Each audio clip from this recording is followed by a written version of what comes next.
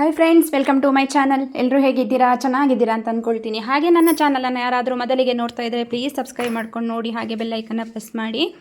ಇವಾಗ ನಾನಿಲ್ಲಿ ಚಪ್ಪರದ ಅವರೆಕಾಯಿ ಅಂತ ಹೇಳುತ್ತಾರಲ್ವ, ಅದರದ್ದು ಗೊಜ್ಜು ಮಾಡ್ತಾ ಇದ್ದೇನೆ. ಇದು ಚಪಾತಿ ಇರಲಿ, ಅನ್ನದ ಜೊತೆ ಇರಲಿ, ಯಾವುದ್ರ ಜೊತೆಗಾದರೂ ಸೂಪರ್ ಕಾಂಬಿನೇಷನ್ನು, ತುಂಬ ಚೆನ್ನಾಗಾಗುತ್ತೆ. ಹಾಗೆ ಚಪ್ಪರದ ಅವರೆಕಾಯಿ ಸ್ವಲ್ಪ ಸಪ್ಪೆ ಸಪ್ಪೆ ಬರ್ತದೆ ಅಲ್ವಾ, ಈ ರೀತಿ ಮಾಡಿದರೆ ಅದು ತುಂಬ ಚೆನ್ನಾಗಿ ಟೇಸ್ಟಾಗಿ ಬರುತ್ತೆ. ತಿನ್ನಲಿಕ್ಕೆ ಕೂಡ ಟೇಸ್ಟ್ ತುಂಬಾ ಚೆನ್ನಾಗಿರುತ್ತೆ.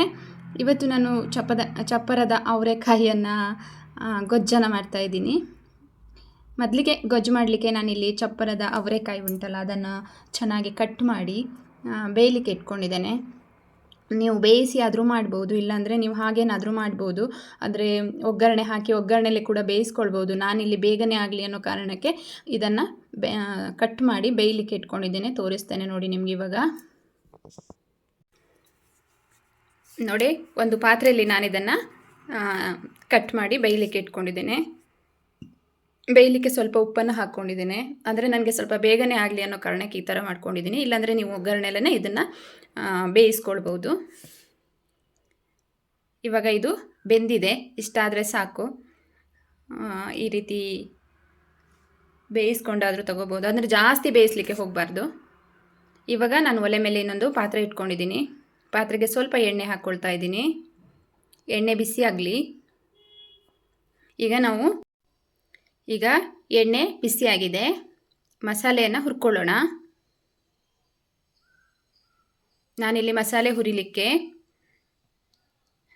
ಇಲ್ಲಿ ನೋಡಿ, 1 ಸ್ಪೂನು ಉದ್ದಿನಬೇಳೆ, ಒಂದು ಅರ್ಧ ಸ್ಪೂನು ಜೀರಿಗೆ, 1 ಸ್ಪೂನು ಧನಿಯಾ, ಹಾಗೆ ಒಂದು 5-6 ಒಣಮೆಣಸಿನಕಾಯಿ, ಹಾಗೆ 1 ಸ್ಪೂನಷ್ಟು ಇದು ಹುರುಗಡ್ಲೆಯನ್ನು ತಗೊಂಡಿದ್ದೇನೆ. ಇಷ್ಟನ್ನು ಹಾಕಿ ನಾನು ಇವಾಗ ಫ್ರೈ ಮಾಡ್ಕೊಳ್ತೇನೆ.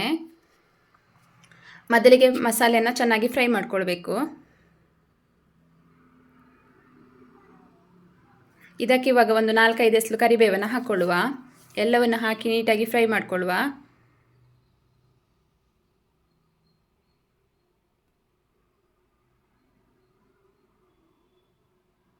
ಈಗ ಮಸಾಲೆ ಚೆನ್ನಾಗಿ ಫ್ರೈ ಆಗಿದೆ.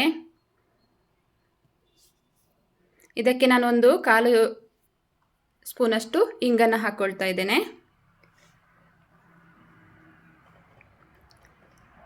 ಇಂಗನ್ನು ಹಾಕಿ 1 ನಿಮಿಷ ಈ ರೀತಿ ಫ್ರೈ ಮಾಡಿಕೊಳ್ಳುವ. ಈಗ ಮಸಾಲೆನ ಹುರಿದಿರೋದನ್ನ ನಾನು ಒಂದು ತಟ್ಟೆಗೆ ತೆಗೆದಿಟ್ಕೊಳ್ತಾ ಇದ್ದೀನಿ. ಅಂದರೆ ಇದಕ್ಕೆ ನಾನು ಇನ್ನು ಈರುಳ್ಳಿ ಟೊಮೆಟೊ ಹಾಕಿ ಫ್ರೈ ಮಾಡ್ಕೊಳ್ಳೋದ್ರಿಂದ ಈ ಪಾತ್ರೆಯಲ್ಲಿ ಇರೋದನ್ನ ತೆಗೆದಿಟ್ಕೊಳ್ತಾ ಇದ್ದೀನಿ. ಹಾಗೆ ಸ್ವಲ್ಪ ಸ್ವಲ್ಪ ಇದ್ದರೆ ಪರವಾಗಿಲ್ಲ, ಜಾಸ್ತಿ ಅದರಲ್ಲೇ ಇದ್ದರೆ ಏನಾಗ್ತದೆ ಅಂದರೆ ಸೀದೋಗುತ್ತೆ ಅನ್ನೋ ಕಾರಣಕ್ಕೆ. ಇವಾಗ 1 ಸ್ಪೂನಷ್ಟು ಎಣ್ಣೆನ ಹಾಕ್ಕೊಳ್ತಾ ಇದ್ದೇನೆ. ಇಲ್ಲಿ ನಾನು 1 ಈರುಳ್ಳಿಯನ್ನು ಕಟ್ ಮಾಡಿ ತಗೊಂಡಿದ್ದೇನೆ. ಈರುಳ್ಳಿಯನ್ನು ಇದರಲ್ಲಿ ಹಾಕ್ಕೊಳ್ತೇನೆ. ಹಾಗೆ 1 ಟೊಮೆಟೊವನ್ನು ಕಟ್ ಮಾಡಿ ತಗೊಂಡಿದ್ದೇನೆ, ಅದನ್ನು ಕೂಡ ಇದರಲ್ಲಿ ಹಾಕ್ಕೊಳ್ತೇನೆ. ದೊಡ್ಡ ಸೈಜ್ ಈರುಳ್ಳಿ ಟೊಮೆಟೊ ತಗೊಂಡಿದ್ದೇನೆ ನಾನು, ಅದನ್ನೇ ಇದರಲ್ಲಿ ಹಾಕಿ ಫ್ರೈ ಮಾಡ್ಕೊಳ್ತೇನೆ. ಇದು ಚೆನ್ನಾಗಿ ಫ್ರೈ ಆಗಲಿ. ಈಗ ಇದು ಫ್ರೈ ಆಗಿದೆ, ಇದನ್ನು ತಣ್ಣಗಾಗಲಿಕ್ಕೆ ಬಿಡುವ ನಾವು. ಅಷ್ಟರಲ್ಲಿ ನಾನೊಂದು ಮಿಕ್ಸಿ ಜಾರನ್ನು ತಗೊಂಡಿದ್ದೇನೆ. ಇದಕ್ಕೆ ನಾನಿವಾಗ 1 ಕಪ್ಪಷ್ಟು ಕಾಯಿ ತುರಿಯನ್ನು ಹಾಕ್ಕೊಳ್ತಾ ಇದ್ದೇನೆ.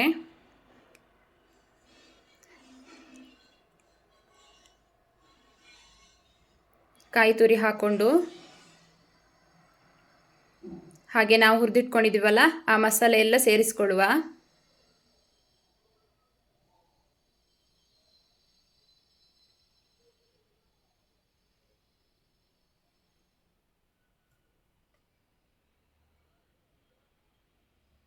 ಹಾಗೆ ಈರುಳ್ಳಿ ಟೊಮೆಟೊ ನಾವು ಹುರಿದಿಟ್ಕೊಂಡಿದ್ದೀವಲ್ಲ ಅದನ್ನು ಕೂಡ ಇದರಲ್ಲಿ ಹಾಕಿ ನಾನು ಎಲ್ಲವೂ ಒಟ್ಟಿಗೆ ರುಬ್ಕೊಳ್ತೀನಿ.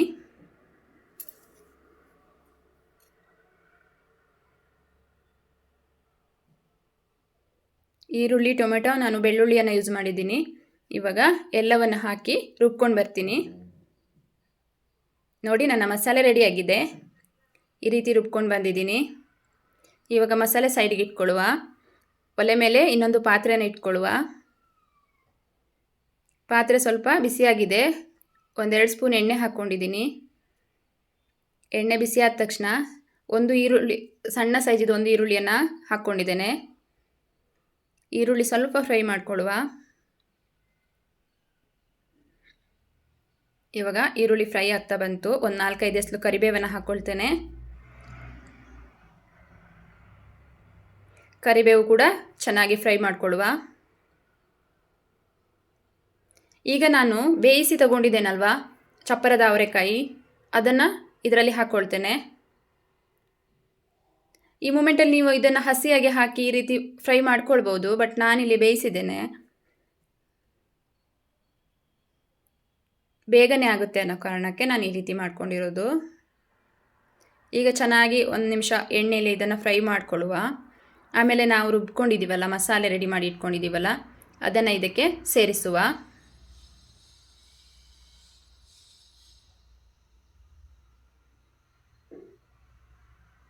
ಇವಾಗ ನಮಗೆ ಎಷ್ಟು ಬೇಕೋ ಅಷ್ಟು ನೀರನ್ನು ನಾನಿಲ್ಲಿ ಗೊಜ್ಜು ಮಾಡ್ತಾ ಇರೋದ್ರಿಂದ ಸ್ವಲ್ಪನೇ ನೀರು ಹಾಕ್ಕೊಳ್ತೇನೆ. ನೀವು ಒಂದು ವೇಳೆ ನೀವೆಲ್ಲಾದರೂ ಸಾಂಬಾರು ಮಾಡೋದಾದರೆ ಸ್ವಲ್ಪ ನೀರು ಜಾಸ್ತಿ ಹಾಕಿದರೆ ಸಾಂಬಾರು ಕೂಡ ಆಗುತ್ತೆ. ಈ ಚಪ್ಪರದ ಅವರೆಕಾಯಿ ಸಾಂಬಾರು ಜಾಸ್ತಿ ನೀರು ಹಾಕಿ ಮಾಡಿದರೆ ಚೆನ್ನಾಗಾಗೋದಿಲ್ಲ, ಯಾಕಂದರೆ ಸ್ವಲ್ಪ ಸಪ್ಪೆ ಸಪ್ಪೆ ಇರ್ತದೆ ಅಲ್ವ ಇದು, ಹಾಗಾಗಿ ಅಷ್ಟು ಟೇಸ್ಟ್ ಬರೋದಿಲ್ಲ. ಇಲ್ಲಿ ನಾನು ರುಚಿಗೆ ತಕ್ಕಷ್ಟು ಉಪ್ಪನ್ನು ಹಾಕ್ಕೊಳ್ತೇನೆ. ಅಂದರೆ ನಾನು ಬೇಯಲಿಕ್ಕೆ ಕೂಡ ಉಪ್ಪು ಹಾಕ್ಕೊಂಡಿದ್ದೇನೆ. ಚಪ್ಪರದ ಅವರೆಕಾಯಿ ಬೇಯಲಿಕ್ಕೆ ಇಡ್ತೇನಲ್ಲ, ಆವಾಗ ಉಪ್ಪನ್ನು ಸೇರಿಸಿದ್ದೇನೆ. ಹಾಗಾಗಿ ಈಗ ಸ್ವಲ್ಪ ಎಷ್ಟು ಬೇಕಷ್ಟು ಹಾಕ್ಕೊಂಡಿದ್ದೇನೆ.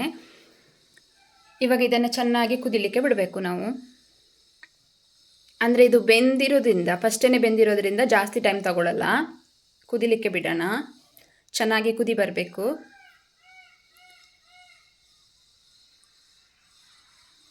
ಇದು ನೀವು ಚಪಾತಿ, ರೈಸು, ರೊಟ್ಟಿ, ದೋಸೆ ಯಾವುದ್ರ ಜೊತೆನಾದ್ರೂ ಕೂಡ ಸೂಪರ್ ಕಾಂಬಿನೇಷನ್, ತುಂಬ ಚೆನ್ನಾಗಿರುತ್ತೆ. ಮತ್ತು ಇಷ್ಟಪಟ್ಕೊಂಡು ತಿಂತಾರೆ ಈ ರೀತಿ ಮಾಡಿದರೆ. ಅವರೆಕಾಯಲ್ಲಿ ಎಷ್ಟು ಚೆನ್ನಾಗಿ ಬೆಂದಿದೆ, ತುಂಬ ಚೆನ್ನಾಗಾಗಿದೆ. ಘಮ ಉಂಟಲ್ಲ ಸಾಂಬಾರ್ದು, ಅಷ್ಟು ಚೆನ್ನಾಗಿ ಬರ್ತಾ ಉಂಟು ಗೊಜ್ಜಿದು.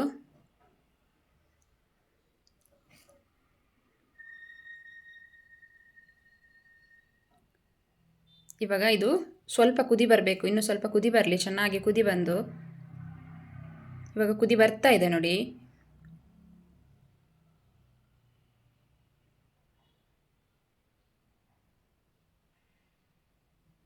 ಓಕೆ, ಇವಾಗ ಇದಾಗಿದೆ.